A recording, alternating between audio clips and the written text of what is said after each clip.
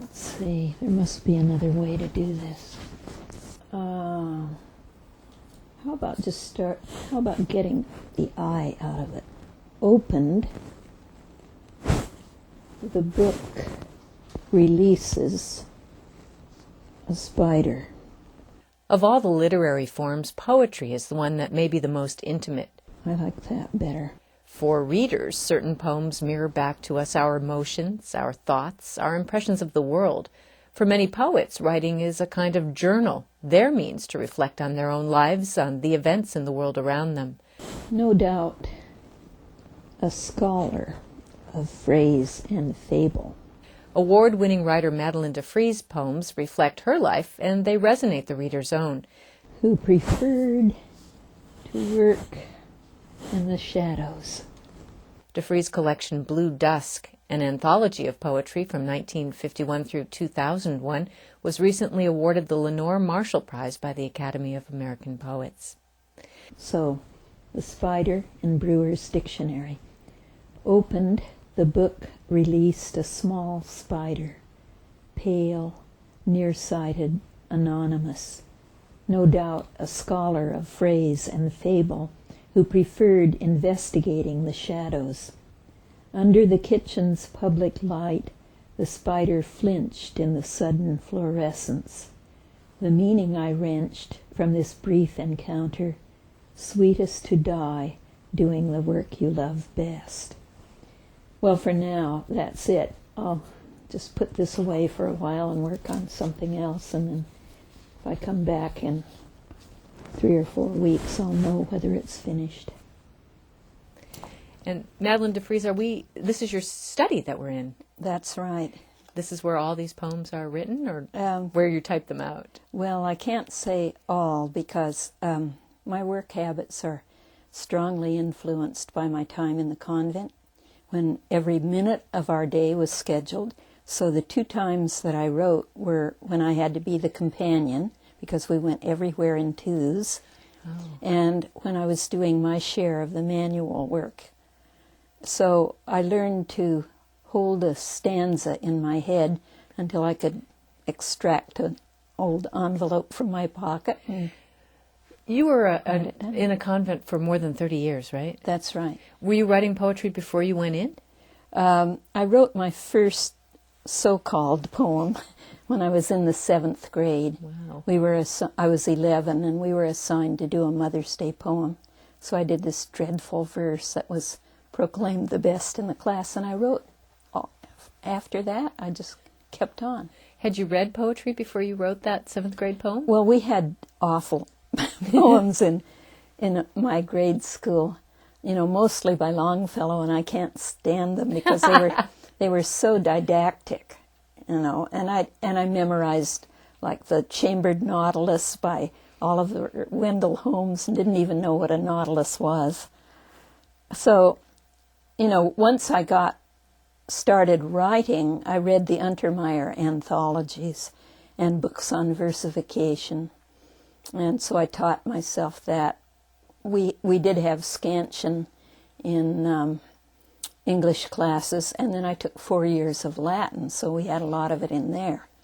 So you kind of had an idea of different kinds of poetry and what a poem might be. Yes, and what I would do, when I'd find one that I liked, I would model a poem on that. Like Sister Mariella Gable had a poem called Blue, so I wrote a poem called Green. And we learned in Model English in senior year to do it phrase for phrase, noun for noun, adjective for adjective, and I loved doing that. Senior year of high school or college was that? High school. So you were writing all through high school? Yes, and I was sending poems to the Oregon Journal and the Oregonian. And they were being published? Yes, but they were, I think people the age I was then, before we had real poets teaching in the schools, would write poems to test experience. Mine would have grandiose titles like Facing Life or Sympathy, whatever. You went to St. Mary's College, is that right? I went to St. Mary's Academy in Portland for high school. and I went to Marylhurst College while I was in the convent. But at the time that I did that, we didn't stay in the junior rate and go through it. It took me 12 years to get a BA. So did you go into the convent right out of high school? I did. I was 16. It says 17 in a lot of the things, but I was 16. 16 Well, in fact, you refer to becoming the bride of Christ in one of these Yes, poems at the age yes. the poem about Madeline Monroe. Bride at 16, Both. like you. Right. Well, I can read that, but I could give it to you to read. Do you remember the line? Oh, yes. It's in the Marilyn Monroe poem, and it says, bride at 16 like you, given another name. I hadn't realized that Marilyn Monroe was 16 when she'd become a bride, but clearly Marilyn Monroe, maybe you discovered her before you went into the convent, I don't know. Oh, no, I didn't. I write lots of, see, that whole period in the convent is sort of blank for movies and a lot of other things, newspapers. So I read Gloria Steinem's little book. She lived with Gloria Steinem for a while. This was after you came out of the convent. Yes, long after. Well, so what were you writing about at that early age? And you were talking about writing in these certain times and holding a stanza in your head. Were you writing about what you were doing? Were you writing about religion or spirituality? When I was in the convent, for a long time, I just wrote bad imitations of Gerard Manley Hopkins, because during canonical year, which is after the first 6 months, we could only read theology and philosophy. So he was a Jesuit, and he wrote very many religious poems. But he's a bad model, a wonderful poet, but a bad model. It would be like imitating E.E. Cummings or John Berryman, So as long as I was caught up in that, I couldn't send poems out. Do they let you send poems out when you're a Well, nun in a convent? You had to have permission, and once one of the English teachers at Marylhurst College, after I stopped imitating Hopkins, said, I think it's time for you to join the Catholic Poetry Society and send poems to Spirit. Which is a Catholic publication? Yes. So that's what I did, and they had a practice of criticizing the poems if they didn't accept them. And so the first criticisms I got, I realized applied to everything I'd ever written. So then I think it was 1949 when I had the first one accepted. Now I would have been, 1919 to 49. 30? 30 years old. 30. Mm-hmm. So that was the first. And I didn't have a book until I was, I think, 45. It was 64 was the first book. And at that point you were still in the convent? Oh, yes. Almanac. Into my ravaged garden, as into the tattered cocoon of the season, I walk in mud-caked shoes, stalking the last anorexic string bean, the bolting, bitter lettuce, tomatoes defiantly green on the vine, and bony zucchini. None of us wants to go back to the worm-riddled earth we sprang from. Already a lachrymose wind grieves over the ground of our being. And who, when scarlet letters flutter in air from sumac and maple, will be there to receive them? Only a sigh on the wind in the land of bending willow, attending the frost and snow as it spreads a weedy cover, or a furrow's trace on the fallow bed where rain describes a river, the waters of oblivion I follow crossing over. Did you leave because of writing? Well, that's, I could say yes or no to that. I think it had a lot to do with it, just in that I always felt a certain amount of guilt because our time was not supposed to be our own. And I went to Montana to teach while I was still a nun, but I didn't have to wear the habit. And what I realized once I went there was that that was the kind of teaching I should be doing. And I wrote a lot more because, well, you learn the language of the place. You know, before that, almost all of my poems had imagery that was trees. That was nice and safe. You know? I see. You know, it's interesting, in reading your poems, you do write about a lot of different things. And the reason I'm talking about the convent right now is because you do come back to the time when you were in the convent, in an illusion, for example, married at 16 like you. Yes. And you have a great poem that just made me laugh so hard, which I believe is about leaving the convent. It's called With a Bottle of Blue Nun to All My Friends. Now, Blue Nun is a wine. That's right. With a bottle of Blue Nun to all my friends, the Blue Nun has eloped with one of the Christian brothers. Now which is also a wine, correct? That cracked me up. Some of your poems are very funny. Yes, I like some humor in poems, but not all that. In fact, I don't think I wrote very many funny poems until I went to Montana. Is it inherently humorous in Montana? No, but as long as I was in the convent, I was very conscious of not wanting to write pious drivel. You know? So I think, and I used to argue. I remember I had a running argument with a student of mine about poetry, you know, and I thought that dark poems were always stronger, better, really, you know, than happy poems. Is that because you thought that they had more meat to them? Weight? I suppose that was part of it. Also, I think that was probably pretty much my view. I used to be so astonished when the students would refer to me if they didn't know me well. You know, they'd say, that nun who's always smiling, and I didn't feel like I was always smiling, you know. But they felt like you were. Yes. It's probably because my teeth are so big. Maybe you really were always smiling.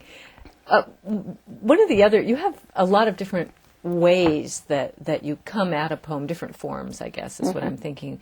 But you do write in what I think of as in disciplined forms. I don't know the word for it in the poetic world. Yes. Well, I started out writing in form. As I mentioned, I taught myself the elements of versification. And I think that poets of my generation pretty much did that. David Wagner, Carolyn Kaiser, you know. So when you write in free verse, it's a lot more difficult. Really? And so I like to go back to stricter forms now and then just to keep in practice. I mean, so that my free verse will sound better. So that forces you to do things not only just to rhyme, which I think everybody thinks of when they think of a traditional poem, but numbers of syllables and the rhythm, all of those are built into some of those strict forms, right? Yes. And the hard, you know, one of the hard things, I find that if I have a good first line, a line that I like the rhythm in, then I can go. But if you get into one of these, I can give you an example. Oh, good. Like, I was writing a poem about my dad called Double Dutch, because, and so I started out saying, let's see, how does that begin? I can't. I may have marked it, because I liked that poem. It's towards the end of that. Right. I think. Well, when all else fails, use the table of contents. It's on page 38. Yep. All right. So I'm half blind because I All right, here we are. It starts out Dutch on both sides of the family tree. And originally I had Dutch on both sides of the family tree. This was my father's history. Da da da da da da da da. I couldn't stand it, you know. And so then I realized that what I had to do was interrupt that rhythm. So I do Dutch on both sides of the family tree. Now I can say it. This was my father's history. And that makes it totally different. Yes. So once you get into that jog trot rhythm, you're lost. Well, so I know that you work out in your garden a lot. Do these words come to you in the rhythm of gardening or the rhythm of walking? I mean, is that where you hear them, or is it like sitting down with a blank piece of paper and it comes? I do a lot of my writing when I'm doing something manual or walking. But recently, just in fact 5 days ago, I decided that I was going to try to write more poems, because I've had... More poems, okay. I mean, it seems to me that most of my life, and while I was teaching creative writing in Montana, I used to work every day, but most of my life I've had a little flurry of poems, like maybe 3 or 4, then there might be 2 or 3 months when I didn't do one, and then another little cluster. And I would like to write more consistently. So I've been reading Kim Stafford's book about his father. And as you know, Bill got up at 4 o'clock in the morning, drank a cup of instant coffee, and then went to work. Well, there is, if you do it first, then you do get it in. So I decided I was going to do that. Well, so in a sense, just make it a routine yes, every day. Nothing is going to make me drink instant coffee.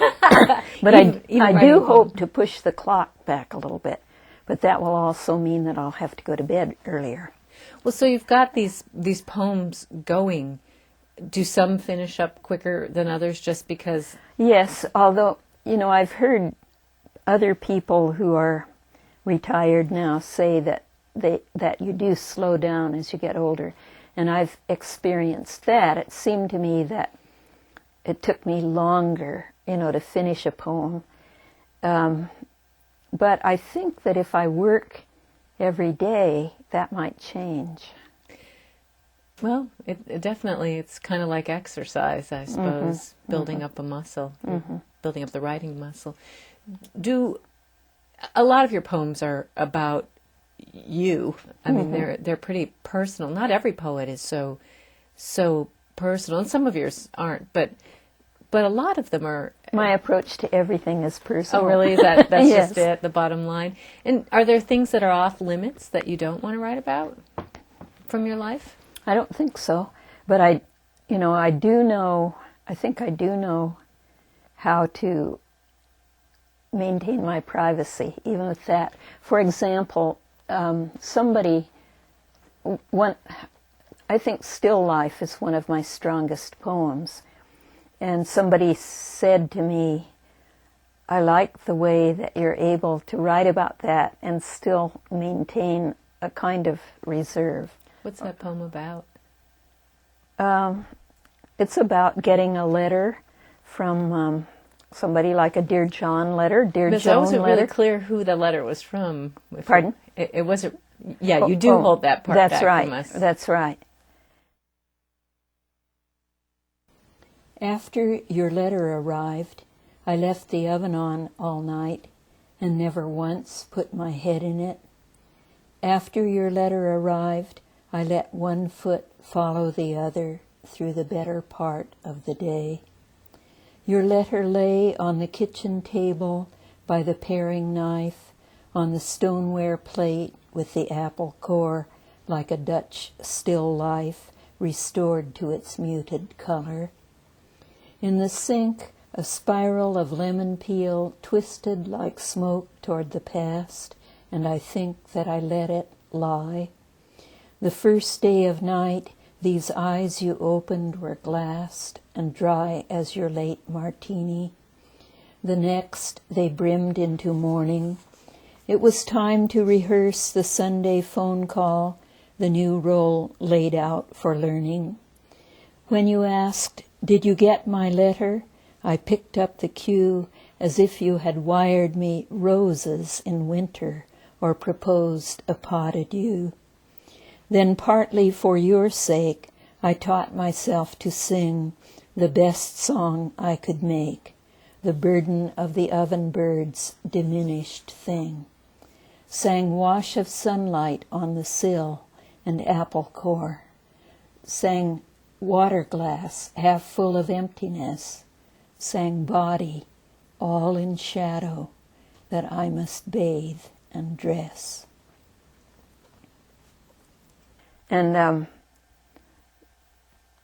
so that's, I always think that the other person in the relationship has a right to some kind of privacy too. I saw a poem by James Galvin that I absolutely love, and it's about his breakup with his wife, partly. I mean, it starts out talking about a score of years ago, I built a house, something like 7 rooms in all. I built my love a home. And then it works around to the part about her being untrue and all of that. Well, I guess I just, I loved that poem, but I don't think I'd write that poem. I think maybe for me as a reader, that the thing about poems that I relate to on a visceral level are if they're universal in addition to being personal, that there's some connection. I think a lot of people don't read poetry a lot, but turn to poetry in times of grief or great joy or some kind of occasion. They look to it as a marker. But in fact, for me as a reader, it's often just kind of flipping through. I never read a book straight through, a book of poetry, not like a novel, but you'll just come upon something that just resonates. Well, I think that it isn't just my convent background that makes me private. I'm a Scorpio, and Scorpios are basically secretive. And So you're only going to go so far. But, what I see as a difference in my poems now, when I was in the convent, I think that I was deliberately trying to write the poems in such a way that only the people very familiar with poetry would be able to decode them. In fact, my friend Bruce Jackson, whom I met at Indiana University when I was back there, said to me, "What do the other sisters think when they read your poems?" And I said, "They think they're not reading what they're reading." Well, I wondered about that because some of these poems, I mean, do you hear from people that you were in the convent with about some of your later writing? Well, I think they like it. Of course, things have opened up so much more now that you can't really judge it by the way things were then. But, when like some people thought that the nuns would be offended by that blue nun thing. And they weren't at all, even at the time. Really? They thought it was... And when I wrote that, I didn't know I was leaving. But obviously my unconscious knew it, because the poem is a parody of a practice that we had in the convent. When somebody was going to leave, then the community assembled, and they had their hands in their sleeves, and they were in 2 straight rows on each side of a table. And the superior read this thing. She said, "Sister Mary Gilbert has decided to apply for a dispensation from her religious vows in order to return to the world. Henceforth, we will not speak of it except to pray for her." So when I wrote it, I thought these are 7 more things I could say instead of that. So that's why it's in sections. That's such a good poem. I don't even know anything about the convent. So. but if I'm going to put it, the blue nun works the late shift in Denver. Her pierced ears drip rubies like the sixth wound, and I'm assuming the sixth wound is something Catholic. Since the sixth wound is Jesus had 5 wounds in his hands and feet and side. Right. So the sixth wound. Wow. Is in the ears. Wow, so you were in the convent when you wrote this. That's amazing to me, because it did seem... Well, I had already been in Montana, and I had a young friend who's 20 years younger than I am, Michelle Birch, and she was in the convent for about, I think, 10 years or 12, something like that. And so we were living in Montana. She was in the writing program there. So we always tried to start a poem before we went back to the convent so that we'd have something to work on there. And I had begun this, and I finished it when I was back there. This year, this collection that is sitting on my lap, Blue Dusk, won a major award, the Lenore Marshall Award. You've won other acknowledgments. I believe you won the Washington State Governor's Award. Was it for this collection as well? Yes. Yes.